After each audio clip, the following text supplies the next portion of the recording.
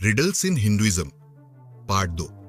इस भाग में हम रिडल्स इन हिंदुइज्म की एक और महत्वपूर्ण पहेली को पढ़ेंगे और समझेंगे।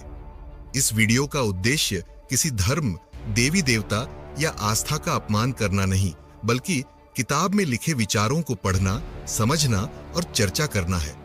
अपनी राय बनाने से पहले विषय को पूरा सुने। बिल्कुल स्वाभाविक तौर पर सीताराम को नीच कहती है और उसे साफ साफ बता देती है कि यदि पहली ही बार जब उसने हनुमान को उसके पास भेजा था, उसे यह संदेश भी भेजवा दिया जाता कि रावण के द्वारा किए गए अपहरण के कारण उसे त्याग दिया गया है, तो वह उसी समय आत्महत्या कर लेती। बिना राम को कुछ और कारण बनाने का अवसर दिए सीता ने अपने आप को निर्दोष प्रमाणित करने का निर्णय किया। उसने अग्नि प्रवेश किया और जैसी की तैसी बाहर आई। इस प्रमाण से संतुष्ट होकर देवताओं ने सीता की पवित्रता की घोषणा की। राम तभी उसे अयोध्या ले जाने के लिए तैयार हुआ। जब राम सीता को अयोध्या ले आए तो वहां उन्होंने उसके साथ क्या बर्ताव किया? यह तो ठीक है कि राम राजा हो गए और सीता रानी हो गई। राम तो राजा बने रहे, थोड़े ही समय के बाद सीता रानी नहीं बनी रही। ऐसा होना राम की बहुत बड़ी निंदा का कारण हुआ। वाल्मीकि ने अपनी रामायण में ही इसकी चर्चा की है कि राम के राज तिलक के बाद और सीता के पटरानी बन जाने के कुछ ही समय बाद सीता को गर्भ रह गया।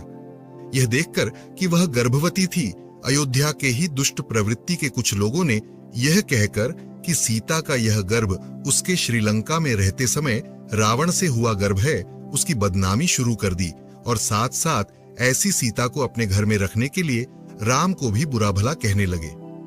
राम के दरबार में भद्र नाम का एक विदूषक था। उसने राम के अपमान की यह कहानी राम के कानों तक भी पहुंचा दी। राम को अपनी यह बदनामी बहुत बुरी लगी। वह अपने अपमान से बहुत व्यथित हो उठे।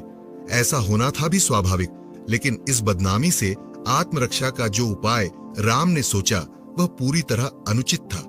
इस बदनामी से बचने के लिए सबसे छोटा, सबसे जल्दी कारगर होने वाला रास्ता अपनाया सीता का त्याग। एक स्त्री को जो गर्भिणी थी उसे जंगल में छोड़ देना, जहां उसकी कोई सखी या सखा नहीं, जहां उसके पास कोई खाद्य सामग्री भी नहीं थी और जिसे उसकी कोई सूचना भी नहीं थी, भयंकर विश्वासघात। इसमें कोई संदेह नहीं कि राम के सीता परित्याग की बात ठीक मौके पर सूझी हुई आकस्मिक सूझ नहीं थी। इस विचार की उत्पत्ति, इस विचार का स्थिर होना, इस विचार का कार्य रूप में परिणित होना इसकी अपेक्षा रखता है कि उसकी विस्तार से चर्चा की जाए।